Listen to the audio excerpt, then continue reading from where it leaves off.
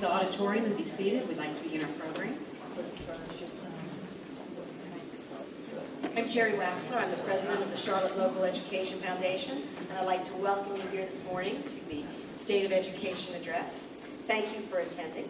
I would especially like to recognize the school board members who are in attendance this morning: Eileen Miller, Barbara Rendell, Bob Seeger, and Ian Vincent. The Charlotte Local Education Foundation's mission is connecting children, classrooms, and community. And we're very pleased to further that mission by hosting members of the public, together with the business and school communities, for an update on our Charlotte County Public Schools. You do not have to be a business person to know that educated and job-ready candidates make successful employees. We're very proud of the job being done by our district to prepare students for career success. Dr. Whitaker is here today to provide detailed information about current efforts and to discuss the district's vision for the future. But before we get to Dr. Whitaker, each year the Local Education Foundation's Board of Trustees recognizes a business whose contributions have made a significant difference for the foundation and for the school district. The honoree's name is inscribed on our traveling plaque, which is kept and displayed by the honoree for 1 year. This year, the award goes to the Mosaic Company. Mosaic has been a sponsor of the Charlotte Local Education Foundation since 2005. Their ongoing contributions and support for events like our annual 5K Run Walk and the Teacher and Support Employee of the Year banquet help to ensure the success of those events, and more importantly, help ensure that the foundation will continue to make a difference for our students and our county. Mosaic has increased its support every year, and the Charlotte Local Education Foundation looks forward to working with Mosaic for many years to come. With this award, we thank Mosaic and recognize their outstanding and continuing commitment to education and to the Charlotte Local Education Foundation. Here to accept the award this morning for Mosaic is Kaylee Miller, Communications Manager for the Mosaic Company.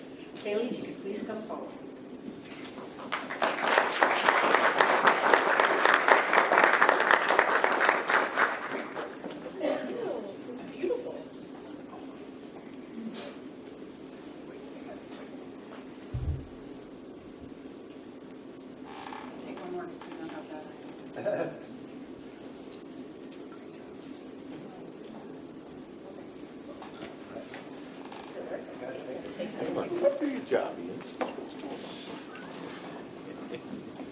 And now for our main event. Dr. Doug Whitaker has worked in education for over 37 years as a teacher, elementary and middle school principal, and assistant superintendent. He became the superintendent of Charlotte County Public Schools in November 2010, and he's been actively involved in the activities of the Charlotte Local Education Foundation throughout his tenure. From board meetings to special events, Dr. Whitaker's presence helped build community support and recognition for the Charlotte Local Education Foundation. Most recently, he took time to volunteer at our 5K Run Walk in December. Dr. Whitaker has stated that his top priorities are to see student learning increase, to lead with passion and humility, and to communicate regularly and with transparency. The Charlotte Local Education Foundation believes that he is succeeding at all three. It's my pleasure to introduce Dr. Doug Whitaker.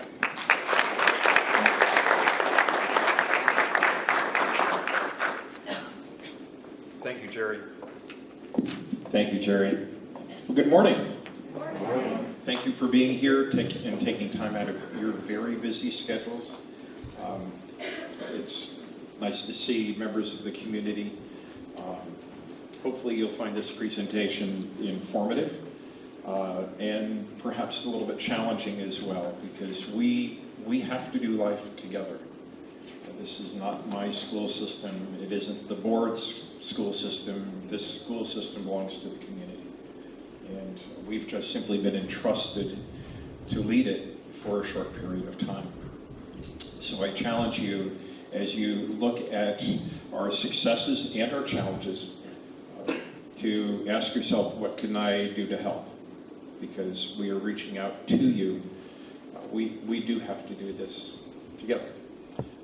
As I begin this, I want to thank Lisa DeGroot, who put in hours, days, I hope not weeks, but a lot of time and energy into the preparation of this presentation, as well as the preparation of the slideshow that hopefully you enjoyed while you were having breakfast, pictures of our kids. And that's our focus. So Lisa, thank you. Would you stand, please? Let's give Lisa a hand. She's an absolute wizard with this stuff. All right, this is our third annual State of the District presentation.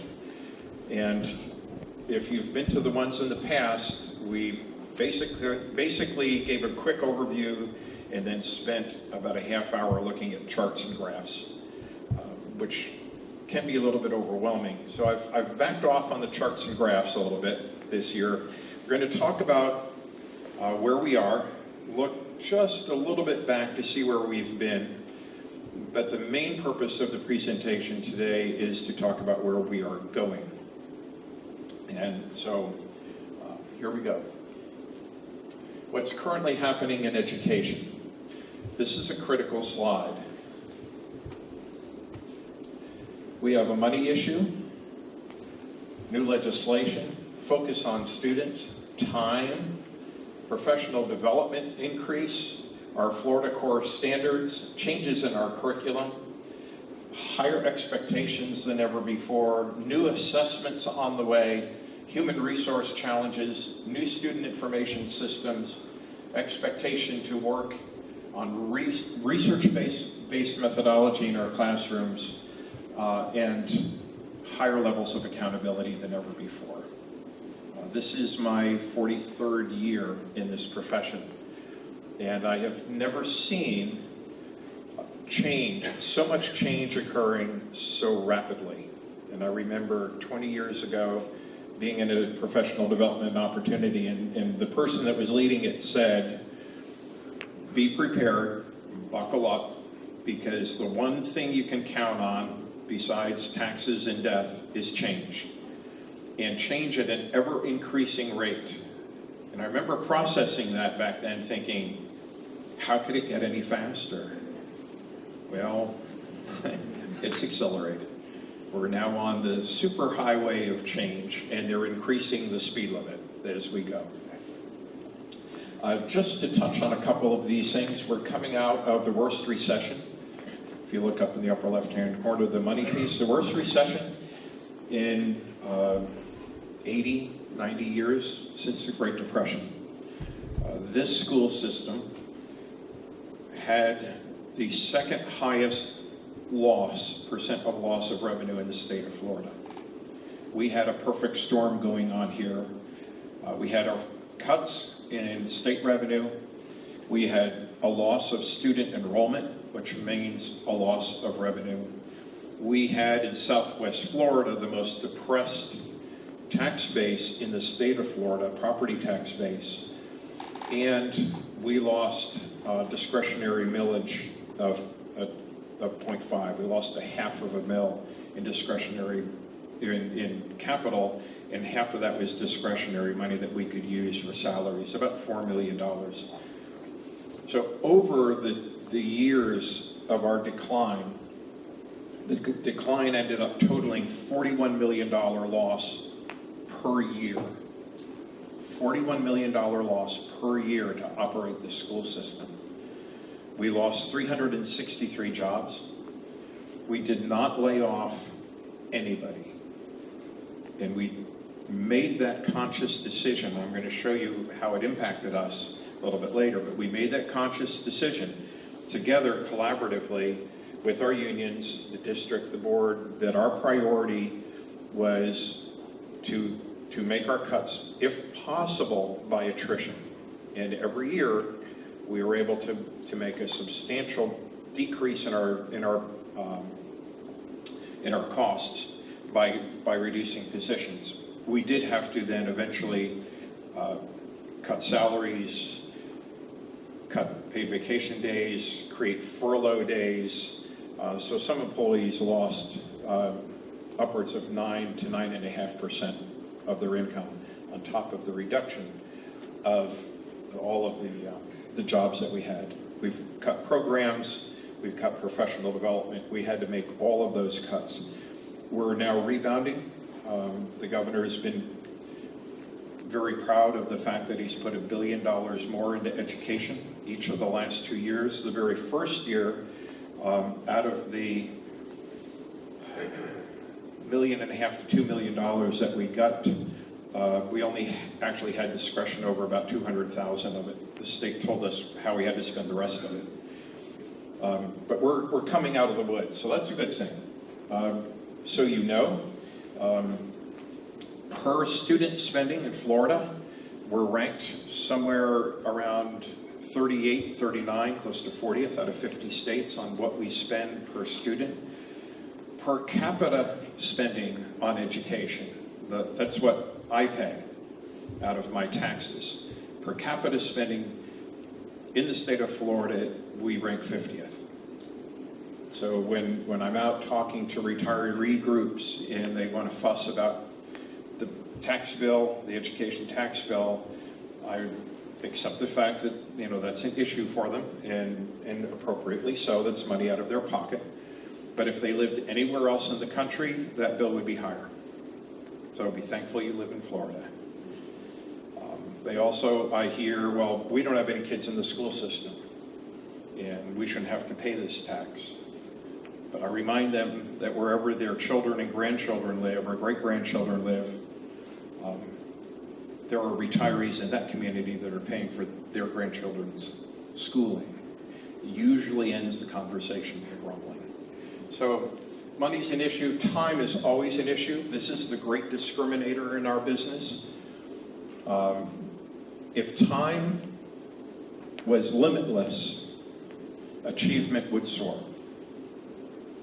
If we had school like some places in Japan, 260 days a year, I will tell you we would not have an educational issue.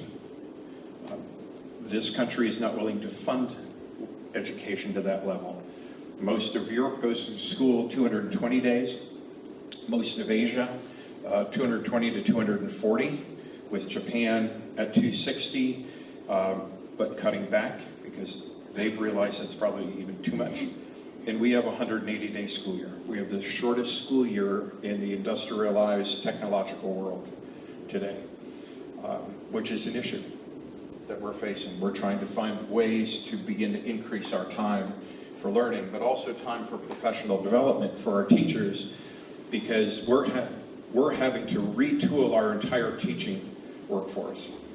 My dad worked for a corporation in New York when I was growing up, and they had a manufacturing plant in New Jersey, and every summer they would shut down the plant, everybody would go on vacation, and they would refurbish, retool the plant, modernize what they could, do all those kinds of things while everybody was away. We have the summers off, but we don't have our employees working. And we can clean our schools real nice and shine the floors and touch up the walls and replace the carpet, but we can't get to our employees to do this during the summer at this point because we can't afford it. And that's when we need to do our retooling. So we're trying to retool during the school year, basically repairing the plane as we're flying it. And that's a challenge for us. We have new core standards. They're in process. The commissioner is going to take the new standards to the state school board in the next month for approval. Accountability is the name of the game. We grade our schools, we grade our districts. That is under complete renovation right now. I can't even tell you what that's going to look like in the future. We have new textbooks, new materials, new technology for the kids, higher expectations than ever before. This is a very good thing. We need to increase our expectations for all of our children. It's one of the ways we can bring our lower performing kids up, is to actually believe that they can learn and learn well. All of these things are changing, and that's a hard thing to do. Change is difficult for people. It's stressful. Even the research says, even for people who like change and enjoy change, it's still stressful to go through change. And our employees, our teachers, our principals, and school-based leaders are experiencing a huge amount of change as we move forward. So the changes are not just cosmetic, they're changes in our paradigms on how we view the world, how we teach, what we teach, and how we assess what we teach. Very, very different. And changing one's view of the world is harder than just other kinds of changes, more mechanical changes. So how does it impact our students? We're working on making sure that as we change, it has a positive effect on student growth. And so we've been in the strategic planning process for about 18 months, really digging into what's happening in reading, what's happening in mathematics. Why aren't we seeing the student performance that we believe we should be getting? We've dug down to the root causes and then built solutions based on the root causes that we've identified. At the same time, Florida has changed its paradigm on education. This is a statewide system that is in process of restructuring. So they're rolling out rigorous standards, world-class standards with the Florida core curriculum. Huge emphasis on professional learning for our teachers. Again, finding the time to do that is a resource issue. A multi-tiered level system of support for our kids. It's no longer okay to have kids fall behind.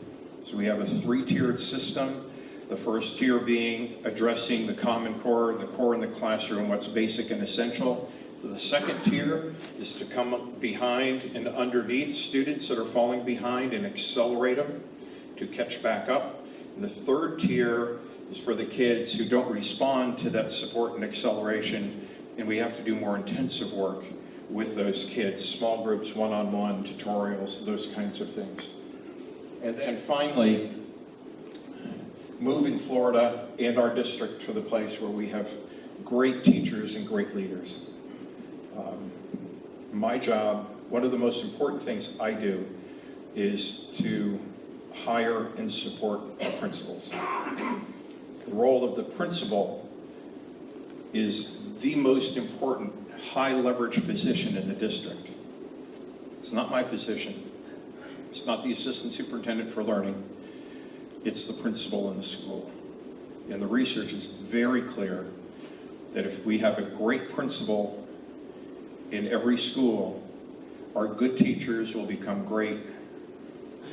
Our marginal teachers will become good. And our poor teachers will either get better or they will find new careers. If we don't put great leadership in our schools, the great teachers will slip back to just being very good. And the very good teachers will become mediocre, and the mediocre teachers will become poor. The line goes the other way. So the principal is the key leverage position in the district, and that's my responsibility. Our teachers are on the front line of our work. And so we have to have effective to highly effective to exemplary teachers in every classroom. There is no room for okay or marginal. And we've put in place, I'll talk a little bit later, about a system to help our teachers who are struggling to be effective.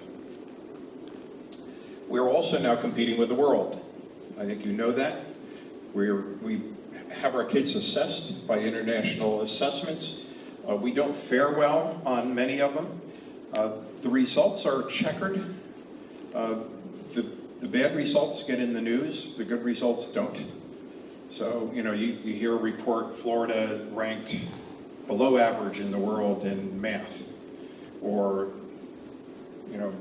substandard in reading. And then a report comes out that, at least in Florida scores, compared to the international scores on the PISA test, that Florida actually ranks second in the world as a state compared to the other states and compared to other countries. So I'm not sure what to make of it all, other than we know that our kids are going to be competing with kids in Thailand, Japan, Eastern Europe, South America for their jobs in the future. They're not competing with the kids that are in the seat next to them. We have to prepare our kids to be globally competitive. And that's a paradigm shift for us. I love this picture. We have new standards and assessments that measure growth. We introduced that in Florida 8 to 10 years ago, the growth standard, which I believe is really important. It's not just where are kids, but are they improving? So we have struggling learners that, if you use the FCAT terms, are at level 1. The cut score for being on grade level is level 3. We have kids that move from a low level 1 to a low level 2, which is significant, but they're still below the expectations. We need to acknowledge the schools and the teachers that move those very low functioning kids up that ladder. And that's why the growth measure is so important. We want to, and as well, we can't relax because a student scores a 4 or a 5. Because if we relax, they'll slip back to a 3. So we're looking at growth models even for our high achieving kids as well. You can read the notes down the side. By the way, I'm not reading the slides to you. You can do that while I'm talking. Just going to highlight some of the major points. What is important is that we are now focused on student learning for college and career outcomes. Florida was on a college-ready kick, college for all, for about 5 years. And our criticism of that was, all kids aren't going to go to college. All kids shouldn't go to college. We wouldn't know what to do with them if they all did. We only about 25 to 30% of our jobs require a college education. But a huge percent of our jobs require skilled work, technical work, high-level work in the blue-collar world. And for the first time now in our country's history, the entry-level reading requirements for blue-collar work in this country is the same as the entry-level reading requirements for white-collar work. Now think about that.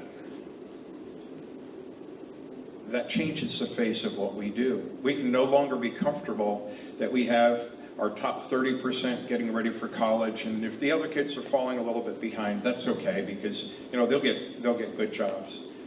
No, they're going to have to read at a sophomore college reading level if they're going to go into a good paying blue collar job. Why? Technology. If you've ever had to read technical printouts, technical reports, technical drawings, you've got to be able to read well. So our challenge is now bringing all of our kids up to a very high reading level before they graduate and be college ready and career ready. We also have extremely high academic and professional expectations now for our teachers and our school leaders. That's a good thing. We've not had good ways of measuring it in the past, and our focus in the past has been on the teacher. Our entire teacher appraisal system for decades, literally decades, simply looked at teacher behavior. What does the teacher do? Does the teacher plan? Does the teacher execute that plan? Does the teacher engage the kids? Does the teacher manage the classroom well? And did that with only a glance at the end of the year of how the kids were doing. And then next year we'd start all over again. Now, for those of you that are in business, you immediately see the flaw in what we're doing. It'd be like running an assembly line, making sure everybody's there and they're on time and they're doing the machines right, and never inspecting the final product that rolls off at the end to see whether or not it's good. The quality control piece needed to be there, and it wasn't in education. And that's, for those outside the system, they find that shocking. But that's the truth. It's only been in the last 10 years that we've really seriously looked at what the teacher does, how they plan, how they execute, do they involve the kids, are they using appropriate materials, are they following the curriculum? And, by the way, how are the kids doing? Are the kids learning what they need to learn? Because I'm not teaching if they aren't learning. All I'm doing is performing. And we were satisfied with that for decades. I believe that's one of the fundamental reasons why American education is where it is today. And its struggle is because we weren't closely examining the final product that was coming off of the line. And it didn't trouble us when we had 20-25% of our kids who were really marginalized in their reading and math capability. So we thought, well, you know, there's always the unskilled labor market for those kids. Well, there's very few jobs in the unskilled market, and most of those are in fast food restaurants and helper jobs in some of the professions, but with little room for upward mobility. We have to have high expectations for our kids, for our teachers, and for our leaders, and we're aggressively moving in that direction in Charlotte County. I mentioned earlier a shift in professional learning. We have become very much student data driven now because we are looking at, well, how are the kids doing? But we can't look just at the end of the year. That's lagging, what we call lagging data. It's too late. If all we do is look at what the performance on the FCAT is, it's too late for that child to get caught up. They have to go into the next year behind. So we do what is called progress monitoring. And we have technology support, fortunately. So we can start at the beginning of the year, see where the kids are, and then month by month, week by week, check and see how they're progressing. We pause in the middle of the year and we do a mid-year check just to make sure that we're going in the right direction. I'm going to share some of our mid-year data with you in just a little bit. But we have to use that progress monitoring piece. If all we use are FCAT scores, which don't show the whole picture anyway, then we're missing the boat. We're using lagging data, and we've missed an entire year of trying to get a student up to where they need to be, or to accelerate a student because we didn't know where they were. We have to be able to track their learning. We're using data days at our elementary schools. We've given each school 3 days where teachers get to spend time as a group by grade level, examining their data, talking about the data, what does it mean, sharing successes. So if I'm teaching third grade and Ian's teaching third grade and we're looking at our math scores and I see that in algebraic thinking, my kids aren't making really good progress and Ian's algebraic thinking scores are blown off the top of the chart, what do you think I'm going to do? Hey Ian, what are you doing? How did you get those results? Those are the kinds of conversations historically that rarely, if ever, took place in the schoolhouse. We have been a profession of isolation. Teachers would come to school, they'd mill around, talk to each other in the lounge, go to their classrooms, close the door, and do their own thing. Once a year, principal may pop in. Twice a year. They would rarely, if ever, talk to each other about the very heart of what we do, and that was teaching and learning. That has changed, and it's changed dramatically, and is continuing to change as we equip teachers to do a better job of analyzing their data and really looking at it and digging into it and asking, what does this mean? And having professional conversations with their peers, bringing in outside expertise to assist in that conversation, and then, and here's the key, changing what they do in the classroom because they aren't satisfied with the results they're currently getting. All of the data, assessing what makes a difference in a school, out of all of that data, and there's thousands of studies about school and what works, but examining the big picture review of all of that data, the one thing that will make the biggest difference in student achievement in a classroom is if the teacher uses the data they have day by day by day to change what they do. You saw earlier paradigm shift. This is a paradigm shift. We've all been through the American education system, or at least most of us have in this room. And you know, because you experienced it, not only here, but you experienced it in college, our whole experience in American education was less about learning than it was about what grades we got. Correct? For most of us. I went through a period where I really didn't care what grade I got. That's another issue. And we have a lot of those kids in school, and you'll hear professionals say, well, that's not my job to motivate him or her. Yes, it is. It's part of our job, is to motivate kids who are unmotivated, get them engaged, get them hooked. But they aren't going to get hooked by a lecture. They're going to get hooked by being able to do something, get their hands on things.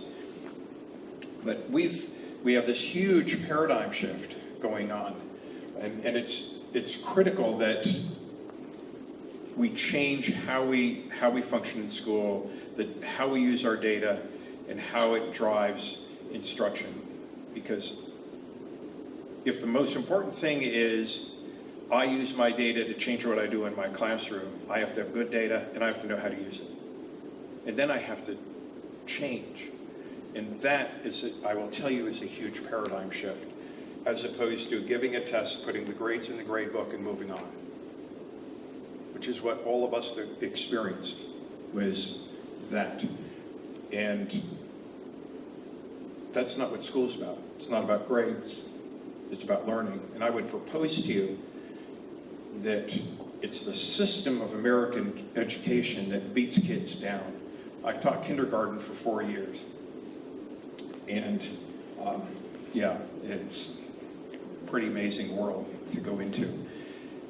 It's like managing an anthill, especially the first 2 weeks.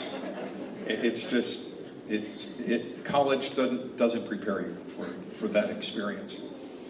But I didn't have, in those 4 years, I did not have a kindergartner that came to school dragging their book bag, not wanting to go to school. Now, they may have separation anxiety from their mom and cried for the first 2 weeks, and that's fun. Especially if you have 2 or 3 criers and 1 or 2 runners. It's part of the adventure at the beginning of the school. But kids who come to school and they want to learn and they're passionate, and they would say, Mr. Whitaker, when am I going to learn to read? When am I going to learn to read? And I'd say, well, we're going to start learning to read today. We're going to start learning to read. And then we'd go through the process of making sure they learn their letters and their initial consonant sounds and medial vowels, and learn sight words, and they're beginning to learn to read, and they're thrilled to death. And somehow we beat that out of them. And by 3rd and 4th grade, kids are saying, what grade did I get?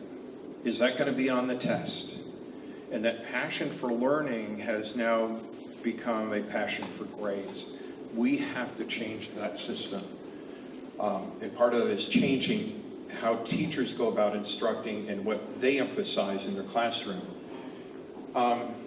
Take a look at the phrase that says cape and case. We're doing something very different here in Charlotte County. It's part of our collaboration with our unions, started with our teachers, has moved to our support personnel. But we have a professional development program for each unit, support and instruction, that's tuition-based. Now, when we first rolled this out, our teachers said, what do you mean I have to pay for professional development? I've never had to pay for professional development before. And we offer, everything that we offer in these programs on a tuition base is also offered outside of the CAPE program, or almost everything, for non-tuition, if people don't want to go into the program. But here's how the program works in a very tight nutshell. Teachers actually earn credit, sort of like college credit.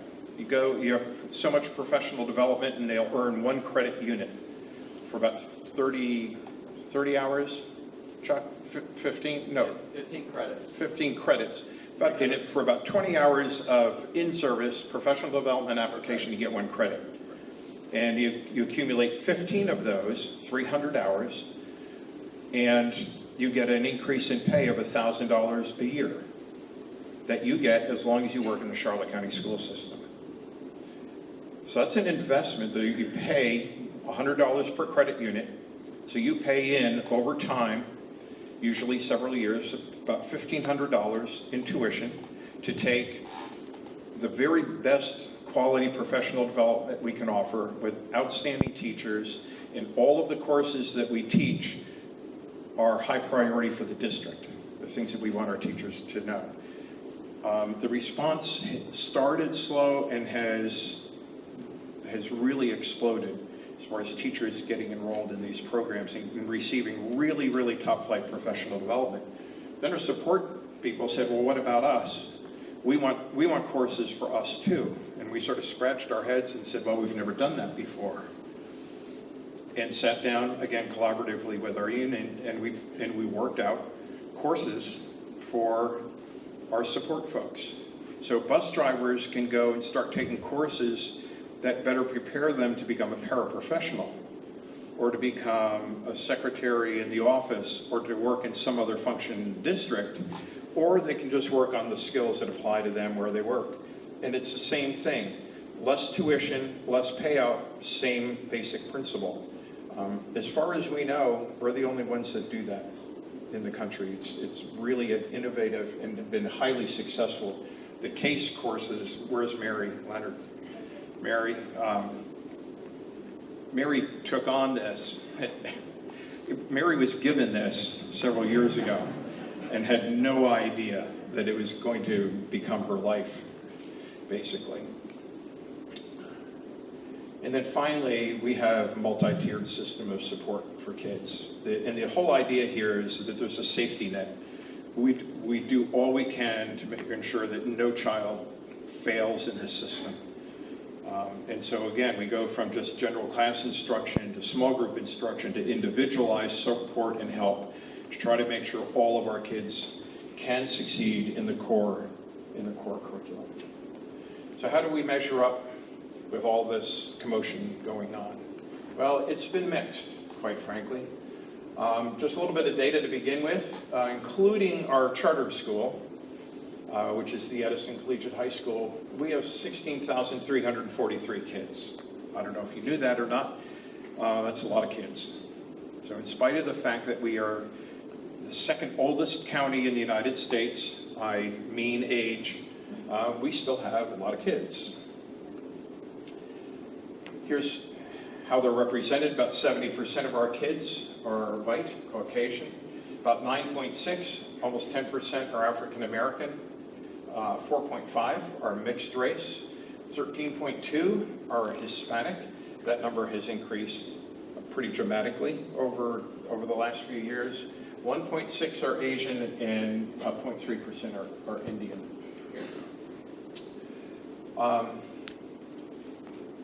In our area of special support services, we have about 19.6% of our kids are in special education, exceptional student education. That used to be higher. We were around 24% for years. That's decreasing, as it should. Truly, in our population, 20% of our population in America is not special needs. So we still over-identify kids for that, but we're getting better. That's dropping. About 3.2% of our kids are ESOL, English for Speakers of Other Languages. We also call them LEP, Learners of English Language. Limited English. Yeah. Yeah, wrong acronym. Anyway, 3.2% of our kids are learning the English language as they come. That is by far the smallest percentage on the west coast of Florida. Our surrounding counties have 20-25% of their kids in ESOL language. The only thing I can attribute that to is in our history, we never had a lot of agricultural work in the east part of our county. It was Babcock Ranch. But up the West Coast, from Naples all the way up past Tampa, there was a lot of agricultural farming going on in the east. And that was where the migrant population came, which was the beginning of our ESOL kids. So it's not as big of an issue for us because it's difficult when you have a significant population that comes in and literally doesn't speak any English at all. And the state gives us 1 year. The state gives us 1 year to get those kids ready to be on grade level on an English speaking test. All of the research says it takes 3 to 5 years. The state gives us 1 year, and then we start to get penalized because the kids can't pass the FCAT. One of the issues that's wrong in our accountability system. 48% of our kids are female, 52 male. Let me go back. I left off our homeless, 2%. Do quick math, 2% of 16,000 kids. About 320 of our kids are homeless. 320 of our kids, when they leave school in the afternoon, definition of homelessness, leave school in the afternoon, don't know where they're going to sleep that night. So attendance is an issue, number one. But also, where do you think the kids' minds are during the instructional day? It's about safety and security, shelter, and food. And that significantly impacts a child's ability to learn if they aren't free of those concerns and those worries. And then our free and reduced meal percentage has dropped for the first time in a long time down to 59.6%. These are children that are either in poverty or are within 3 to 4 percentage points of the poverty line as drawn by the federal government. That's a significant population. Here's our student population. When I talked about we've been in declining population, here it is. And I need to point out that in this school year, Edison Collegiate High School opened. And we lost, of the 16,900, actually 16,800 were ours. We lost 100 kids in our funding that went to Edison. This year, there were 200 kids at Edison. There were 300 kids here, and there are 400 kids here and here. So for the first time in these years, we actually dropped below the 16,000 student level in funding. And loss of revenue is significant because we still have, for the most part, the overhead it takes to educate almost 16,000 children, but we have lost funding for 400 kids at about $6,000, $6,000 to $7,000 a piece, which is significant. And we adjust for that. But again, you're in a much better place in funding if you're growing, and your cost of overhead is decreasing than when you're losing students. Here's our minority trend over the last few years. It's been a slow but steady increase. And most of that has been our Hispanic population.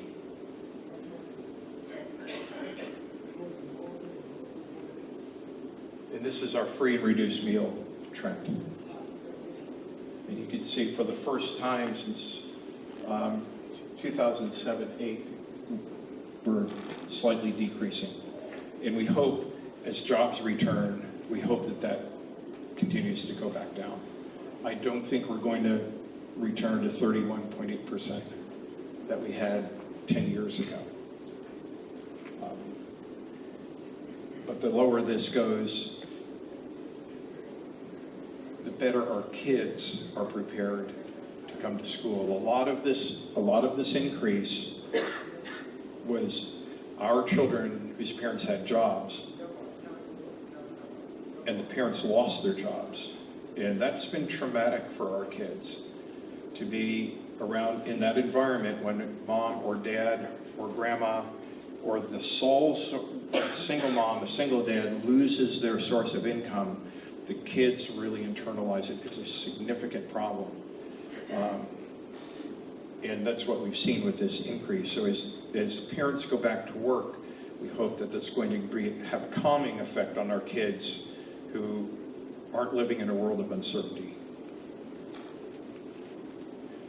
Here's our performance trends. This is an ugly slide.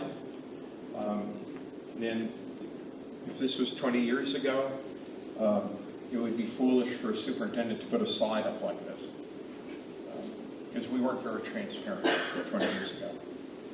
But this isn't my problem, this is our problem.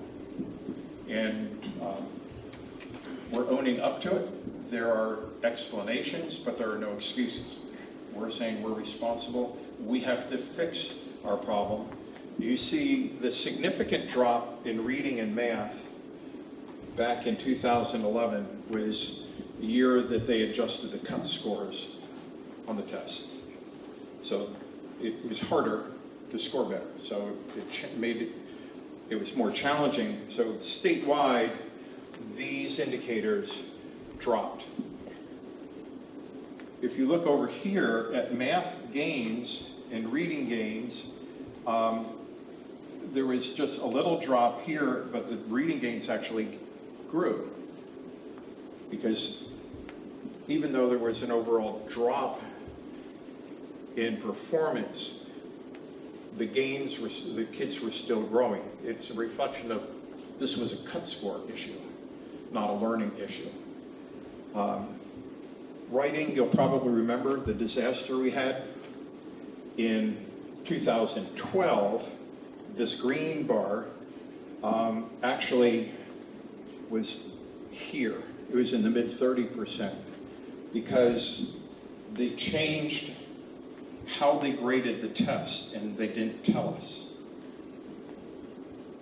They hinted that they were going to change it in December, and then gave us the test and graded it in a way that they'd never graded the tests before. So it caught all of us by surprise.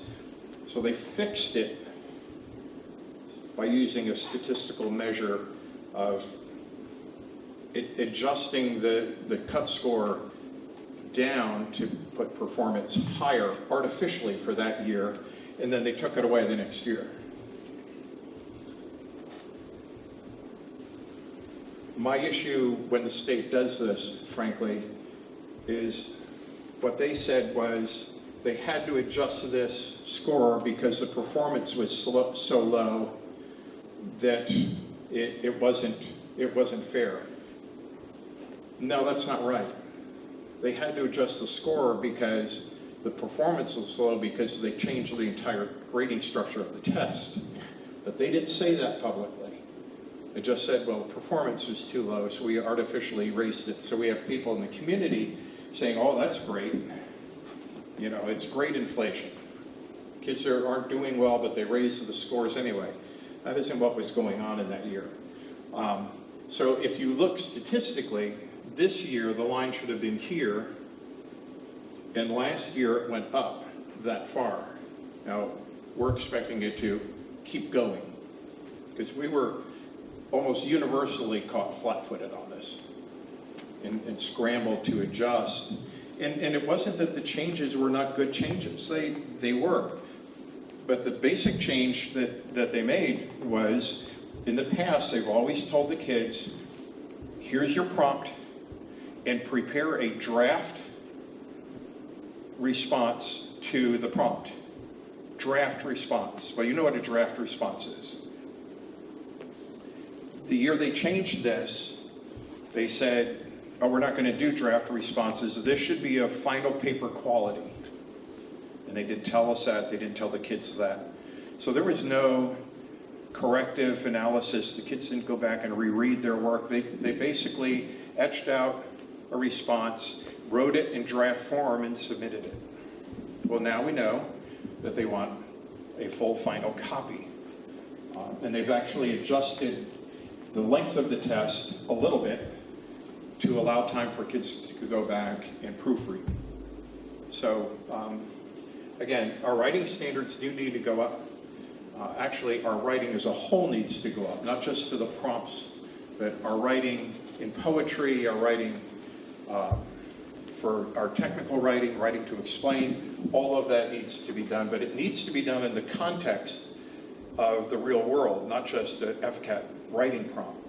We became really good at teaching our kids how to write to a writing prompt, but they couldn't write a letter of introduction or a page of explanation of how to do something. So we've not been happy. We've been plateaued. If I showed you 10 years of data, you would see the data charts going up for the first 4 years and then a leveling off of performance for the last 6. And this year, with a drop in math. And that was something that hit us really hard.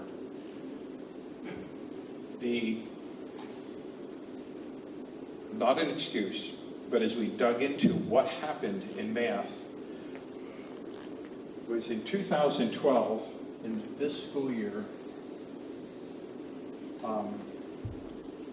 we also, when they changed the cut score, they also rolled out Math 2.0, version 2.0 of the test, which was significantly different, significantly harder than the prior test. We thought our kids were going to do just fine, and they didn't. And they didn't again this past year, so that's when we said, we've got to figure out what's going on. And as we went back and we talked to teachers and we listened to their explanation of how they teach and what they teach, there were 2 things that were going on. First of all, our pacing guide was off. That's the guide that shows teachers what you should be teaching in September and October, November, December. That had been misaligned, and there were portions of the math curriculum that weren't scheduled to be taught until after the test.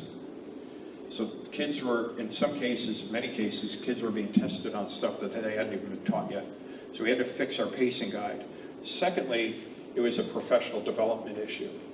Our teachers were not teaching to the new standards in math, which includes depth of knowledge and ability to apply that to the real world and to their lives. So we've been very aggressively retraining our teachers last summer and this year as we go through the year on shifting to the new standards. And it isn't just for the test. The new Florida core standards that are coming out focus on depth of knowledge and ability to apply. So it's important for us to make this change anyway, but we got caught flat-footed on that with inadequate preparation for our teachers. If I could do it all over again, I think we would have a different conversation during those years when we were cutting money and find somewhere else to cut money other than professional development. The hard part would have been, we would have collectively all had to take more of a pay cut, or we would have had to eliminate more positions, which would have meant loss of jobs for some portion of our teachers. Tough decision to make. But we connect very directly our poor performance in math this past year to a lack of our preparing our teachers on the new standards. So we take ownership for that. And as a result of that, this is the really ugly slide. Our relative position in the state in reading, writing, math, and science has been slipping. And so in this year, which is 2011, we went to work to get us going back in the right direction. And then we hit the second year of the writing and the decrease, significant decrease in math, and our relative position in the state went to 39th. I don't need to tell you that I was shocked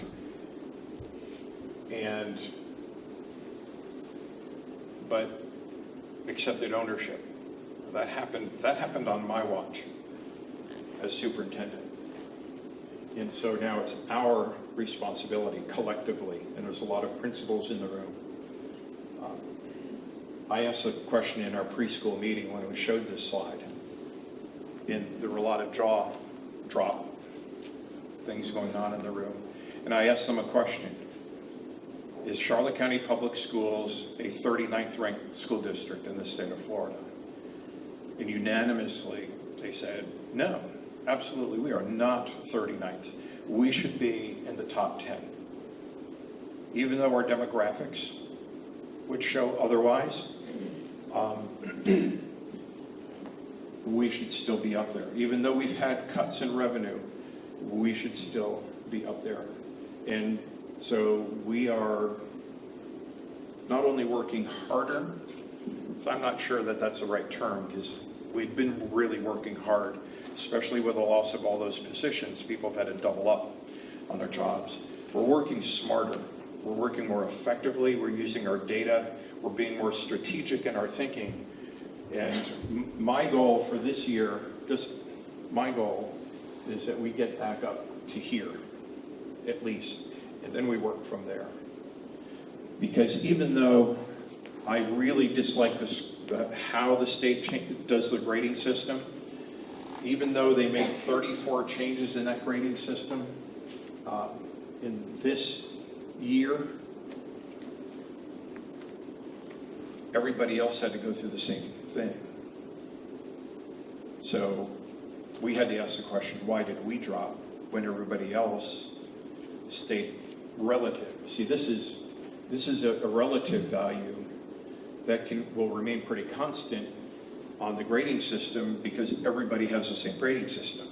So our relative position should change regardless of how bad the grading system is. So we had to come to grips with that reality. And so that's what we're working on.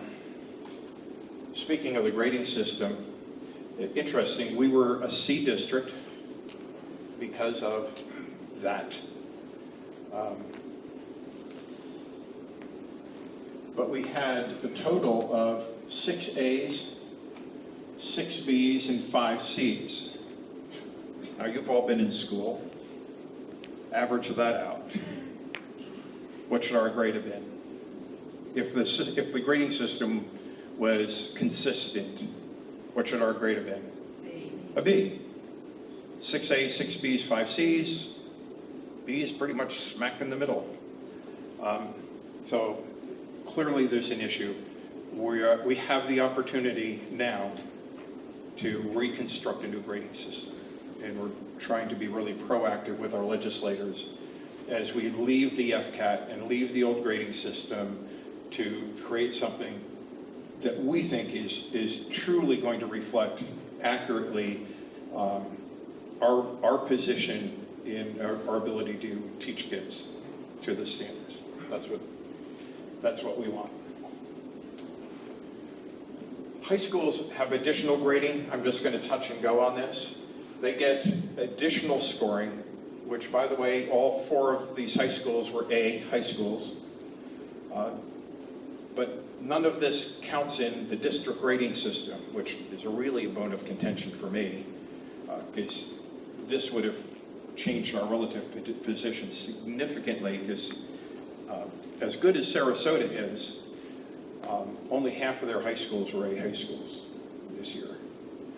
And Sarasota has $48 million more because they have a 1 cent sales tax or a 1 mil tax that goes to education, generates more money. However, all 6 high schools were A. It looks at their overall graduation rate, the graduation rate for their at-risk kids, acceleration in advanced courses, high-level courses, and then their performance in those high-level courses, and then college readiness for reading, college readiness for math. And as you can see, there's work to be done. That some numbers are high in some schools and lower than others. Edison Collegiate High, if you will recall, is a high school that is tailored to dual enrollment for truly college-bound kids. So they have a different population than we do, but they have a lot to celebrate. Even though they have a very high-performing student population, they don't just ride the coattails of their student population. They do a really good job with their kids. So what's different today? What's going on this year in our school system? We have reaffirmed our vision of student success, exclamation point. We have a new mission to promote character and competence and positive learning culture that ensures success and inspires purpose for all. This is coming to the board for final approval. We've workshopped it. We've been over it. We spent a lot of time redoing our strategic plan. And this will be going to the board for their final nod and final approval in the next month or two. Our values are collaboration, communication, integrity, leadership, excellence, and safety for our children. And this one is really big. While our mission is this is the most important thing we do. So if our kids aren't safe, they aren't going to learn. And our parents entrust 16,400 of their children in our care every day. And we have to do all we can to keep them safe. So, what's different this year? I'm seeing a fire in the belly. I've got it. We're just driven not to get higher test scores, but to see student learning increase. So our kids are better mathematicians, they're better readers. More kids are reading because they love to read. Kids can think mathematically. They can write across the curriculum and write effectively. So we have fire in the belly. We are really focused on what's important, and that's student learning, not test scores, student learning. There's a passion now to make sure all of our kids are there. There's a sense of excitement. I go out into the schools and it's almost tangible. It's really pretty cool to experience this change and feel that we have. And we continue to work on and be more collaborative with each other. This goes down from teacher to teacher in the classroom. Even our kids, as they go through the Leader in Me program, are becoming more collaborative and more team focused. All the way up to our work with the community, collaborating with a variety of community organizations, and continuing our really effective collaboration with both of our unions. So it's all about student success. These are all of the different functions of the district, and they're all focused on student success. Jerry Olivo is sitting over here. Jerry is our assistant superintendent for district operations, which includes transportation, food and nutrition services, maintenance and operations, those areas, as well as purchasing, involved in the new construction of Lemon Bay, all of that. His folks are focused on student learning. So if I go and ask a bus driver, what's your job? Most of the bus drivers will say, if not all, my job is to get these children to school safely and on time and ready to learn. That's my job. If you ask somebody in the Food and Nutrition Services Department, what's your job? They'll say, my job is to give our children nutritional breakfast and lunch so that they are better prepared to work and achieve in their classroom. Everyone's focused on student success. Exclamation point, that means all. And all means all. We have a framework, basically, that we follow, but it all begins down here with student data. That's what drives the train. So we look at our data and we try to make all of our decisions, financial decisions, personnel decisions, curriculum decisions, based on what's our student data telling us. We build stakeholder collaboration. That means, again, across levels, teacher to teacher, teacher to student, teacher to parent, within the school, school to the district, district to the community, stakeholder collaboration and communication. We use contemporary research in what's called meta-analysis. Meta-analysis is simply if I take 10 studies of student discipline in the classroom and I examine those 10 studies to see where their similarities and differences are, that's a meta-analysis. So it's not just one study, looking at a lot of different studies so you get an accurate picture. We've been involved in strategic planning. We're wrapping up and finishing our strategic plan. Student success planning. We've done a lot of training with our teachers on planning and planning for student success, not just planning because it's the same methodology I've used in the past. Huge amount of professional learning going on, and a lot of it focusing on our methodology in the classroom, especially getting teachers away from lecturing and talking, which is what I've been doing for the last hour, into really a hands-on experiential learning. Roll up the sleeves and let's learn by doing stuff. Significant data team discussions going on in the schools, looking at how are our kids doing, how do we know how they're doing, and what do we change, again, in the classroom, how do I change? Moving away from trying to change the kid because, you know, Chuck's been struggling all year, and if Chuck would only pay attention, he'd do better in my class. Well, that's old thinking. Yeah, come on, Chuck, get with it. Get with it.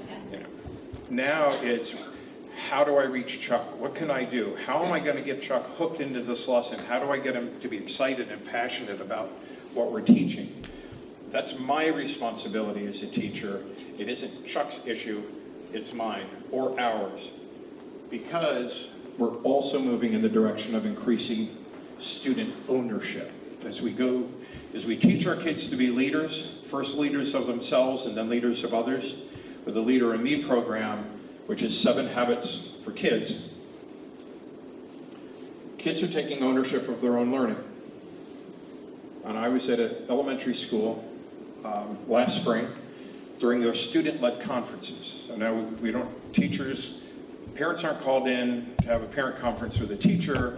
Parents are invited in by their own student to attend a student-led conference. The teacher's there simply to facilitate.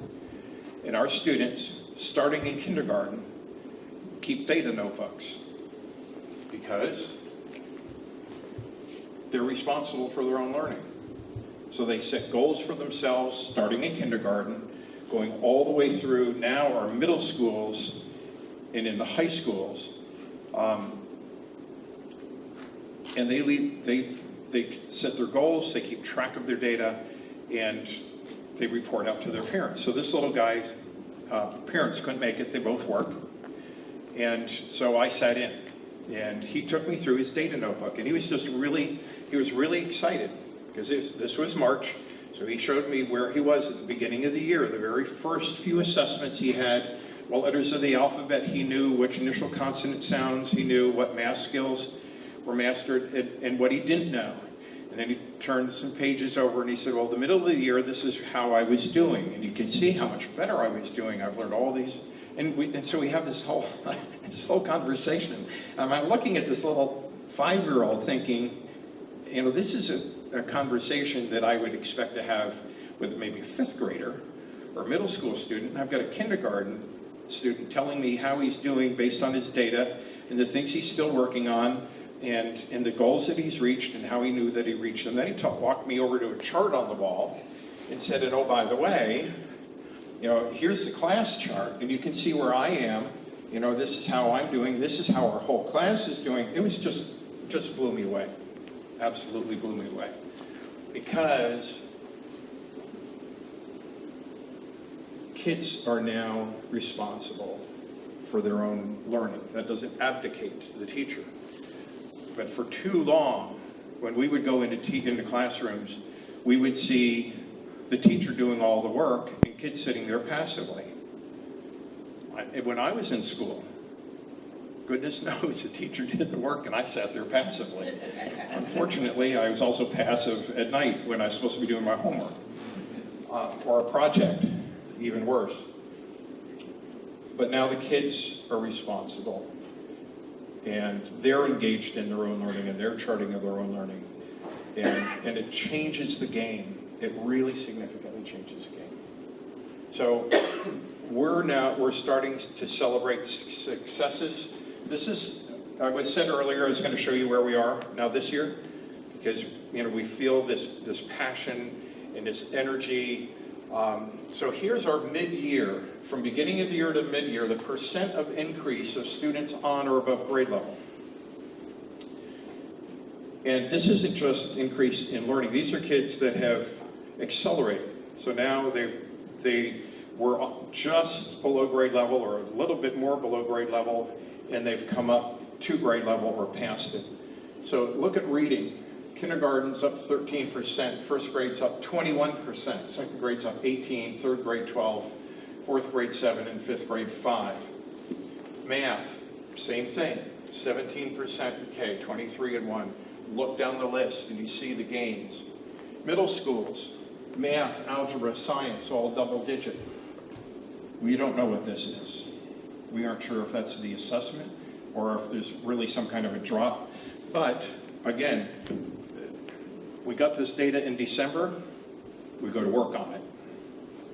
Because that decline, if it's accurate, and we have other data sources that we can go to check and see how accurate it is.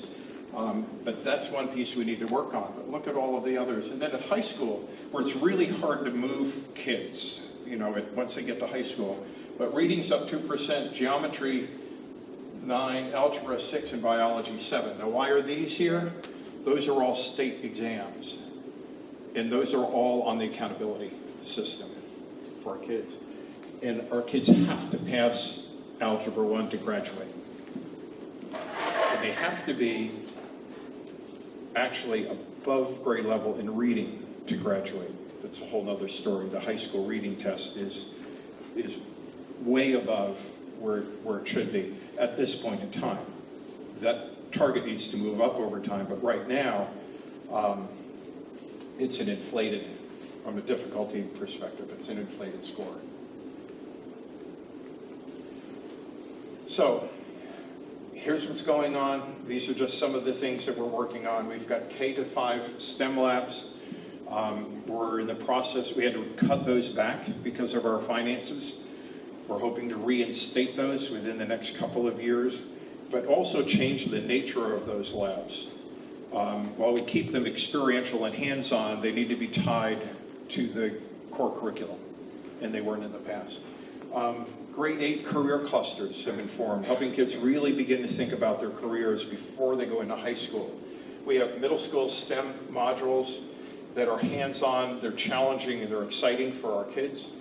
We've started to create what we call Tech Smart classrooms, which we're piloting out at Ainger, but hold real promise, again, for student engagement at a very high level of rigor. We have 16 career academies in our high schools and here at the Tech Center, expanding those into many more. Charlotte Tech Center is continuing to expand its programs for high school kids as well as adults, and to look more to the future as far as what should the Tech Center really look like in a community. Maybe we should be open from 8 in the morning till 9 or 10 at night and have this constant flow of kids in and out, more like a college campus than a traditional high school.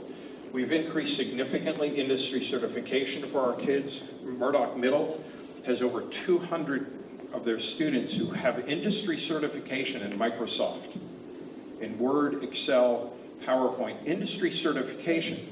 The same industry certification that the kids here at the Tech Center are working on, and our middle schools already have it. Our challenge is, what do we do now in high school for them? But that's a good challenge to have.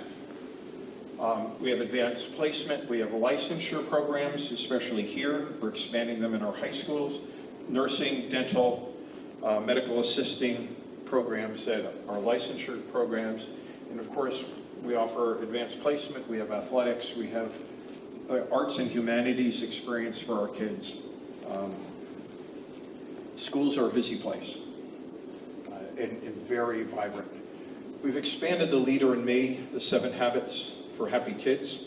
All 10 of our elementary schools are Leader in Me schools.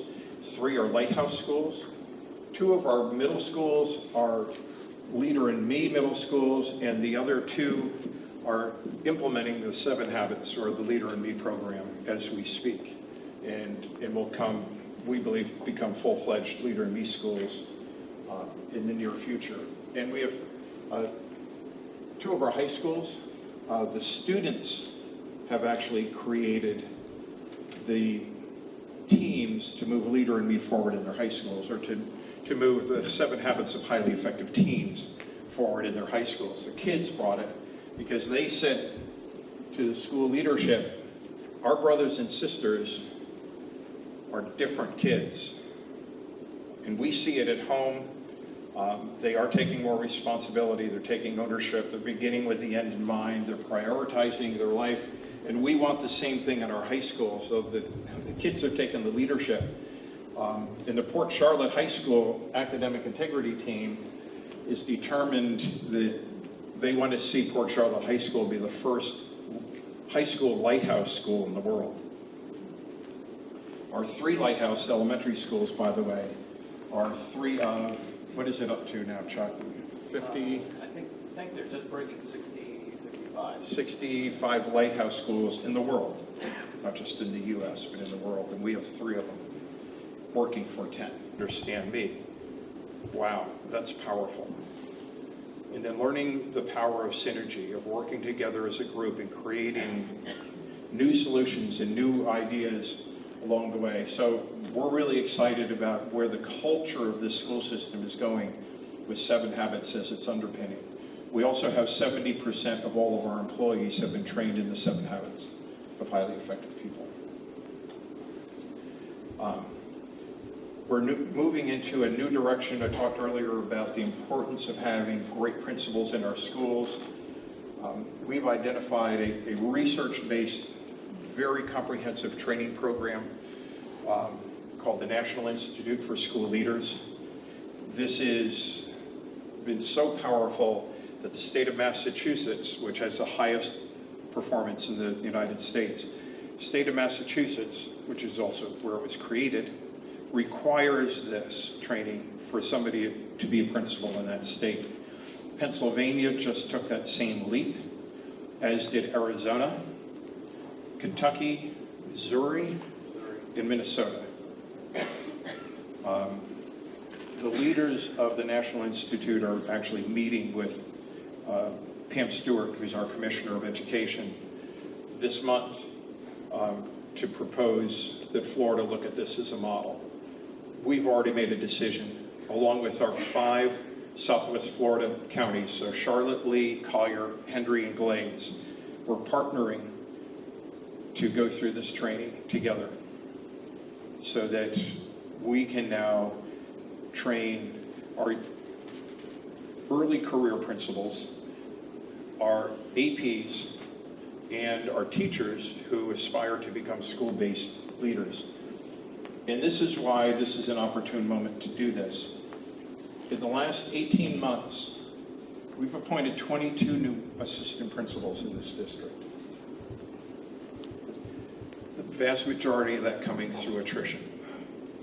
We've lost a few along the way to moves to other districts and those kinds of things, but for the most part, we've hired new assistant principals, not just because of attrition out through retirement, but a lot of these have been promoted to principalships. We have 6 new principals coming out of these ranks for the most part. And we have 7 new district leaders who have, some have moved into positions that were created by retirement, and others have come in from the school-based level. We anticipate over the next few years additional retirements at both the school and the district level. So on Thursday mornings when I sit with my team around my table, which has 4 assistant superintendents and 1 executive director and a chief financial officer, so that's 6 people, 7 with me. In the next 5 years, 4 of us will probably be gone. So we're in the middle of a comprehensive succession planning process to bring people along and move them into new positions. But this particular training, I'm convinced, is going to create even more dynamic leadership at the school level with our school-based leaders. So if we have great leaders, it gives us a better chance of having great teachers, which is a better chance of getting us to our student success. More good news, 93% of our elementary students are discipline referral free. So only 7% of our 8,000 elementary kids have had a discipline referral. And I attribute that to great leadership, great teaching, and the leader in me. I'm responsible for me, kind of thing. But look at middle school. I was a middle school principal for 4 years. And I thought teaching kindergarten was a challenge. But middle school kids notoriously have behavioral issues. And if you're the parent of one, you understand what I mean, or if you have been the parent of one, you're glad when they grow out of that stage. But 89% of our middle school students are discipline referral free. That's pretty amazing. And 88% of our high school kids are discipline referral free. So we're making some really significant progress, because if you have disruption on the campus or in the classroom, it takes away from learning. Not just for the child involved, but for their peers as well. We've really moved into this area of cultural sensitivity. We are a predominantly white school system. We've had minority students for generations. This was the first, Charlotte High was the first high school in Florida to voluntarily desegregate. And they did that 10 years before most of the other districts were forced into desegregation by the courts. So we have a history of leading in this area of cultural sensitivity. And we see today, with what seems to be growing intolerance in our society, for whatever reason, we've made huge strides. We just got through celebrating Martin Luther King's birthday. We've made huge strides in the past as a society, but lately, for some reason, it just seems like we're losing patience with each other, or we're intolerant of people that are different from us. So we've decided we really need to go to work on this. We also noticed that our data still shows that a disproportionate percent of our minority students are suspended from school, and a disproportionate number of our minority students are referred for exceptional student education. And it shouldn't be that way. That's an issue that we have to deal with. And part of it is simply the cultural sensitivity. And I'm not talking about just racial or cultural sensitivity from the ethnic perspective, but from the income perspective. American public schools are middle-class white institutions. They are.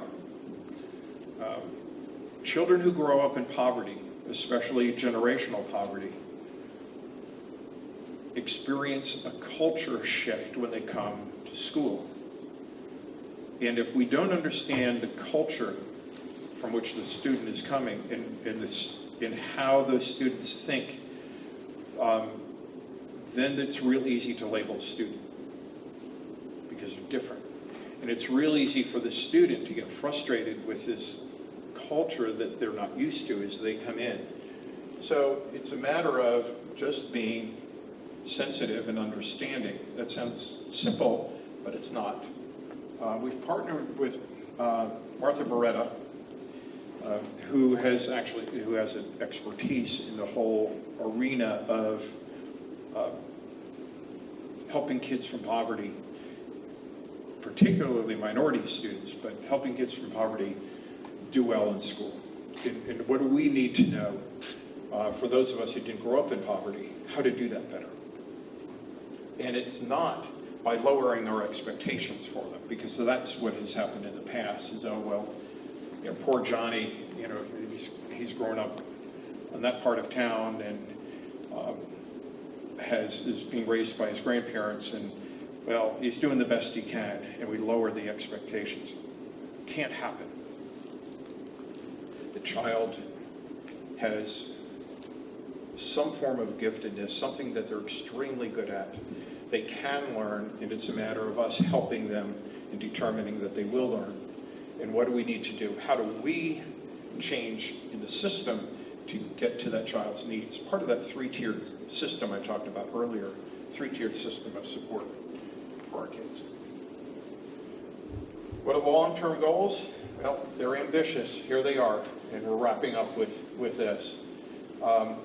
Right now, based on the FCAT, and again, I will emphasize the FCAT is not the end-all when it comes to student data, especially the secondary reading is disproportionately difficult. But it is what it is at this point. It's the data we have. So right now in 2012, going back to not last year, but the year before, when we really started making the change process, that's our beginning point. 68% of our elementary kids were, by the FCAT determination, on grade level. Secondary, it was 57. I believe that that's actually higher than that, but we have other data that supports it, but not the FCAT. Math, 58% at the elementary and 58% at the middle school. Now, or secondary. This is 2012. This is the year they changed the cut scores.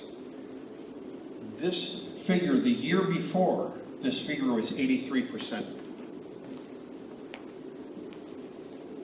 Now, our kids didn't get dumb in 1 year. This was the change in the cut score on the test. But again, it is what it is. That's our starting point. We'll have to figure out a way to bridge to the new assessments, but we will do that. In 2017, you can see our goal at the elementary level, 84%, secondary 78%, math 78% at the elementary, 79% at the secondary level, and by 2024, our goal is to hit 90% of our kids.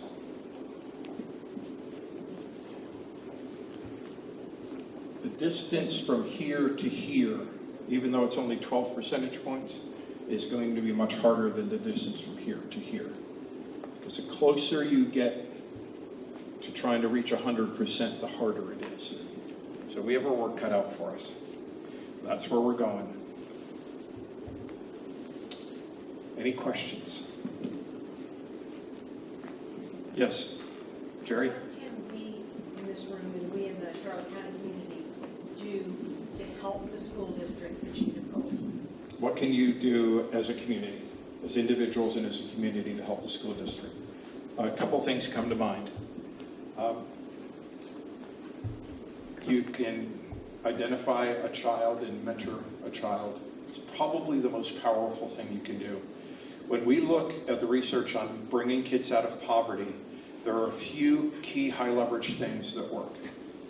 One, which we can't control, is that they have a particular gift, either in the arts or in athletics. And we've seen kids from the worst of urban cultures succeed because they were talented and gifted in athletics. And that's one way to get out of poverty. But that doesn't happen for most kids. 90% of our children born in generational poverty will spend the rest of their lives in generational poverty. That's past data. And we're responsible in part to fix that. The other two ways to get out is through education and through being mentored by somebody that reaches that child on a personal level and inspires that child to do better. Combine the two, a good education and a mentor, and there's a very good possibility of getting kids out of poverty. And those of you who mentor and take stock in children know the power of just that 1 hour meeting with that child once a week. So what can the community do? We have, percentage-wise, second highest number of retirees in the country. We've got to find a way to try to motivate those folks to help come in. Secondly, you can actually come in and help them work in the school. Volunteer to work with small groups of kids in reading or math. or even just come in and read with a child. That is helpful. You can help us by supporting some of the community, especially the civic groups and other groups that support schools with fundraising. They provide sometimes materials, teacher scholarships, those kinds of things. That's helpful. And you can help us by lobbying our legislators.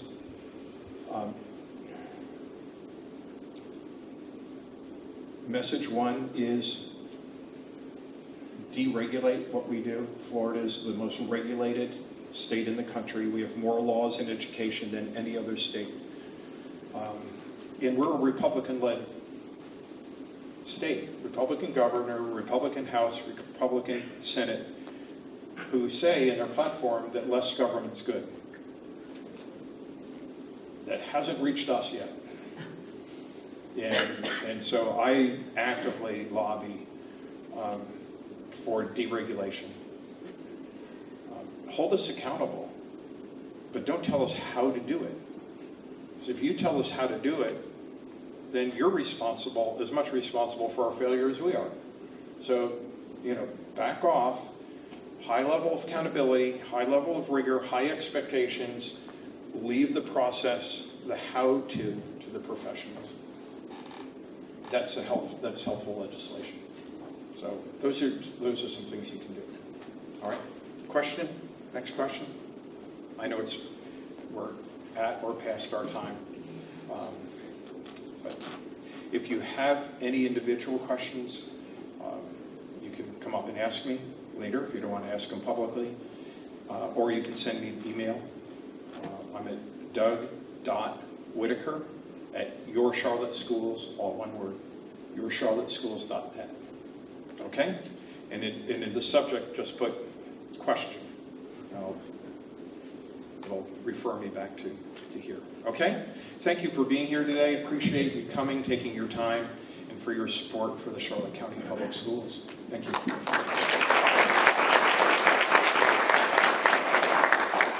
Thank you, Thank you, Dr. Whitaker. We appreciate very much your being here today. We appreciate all of you for coming. Shameless plug, the Charlotte Local Education Foundation administers 2 programs that provide mentoring in the schools. If you are interested in being a mentor, and I swear I didn't know the answer to your question when I asked it.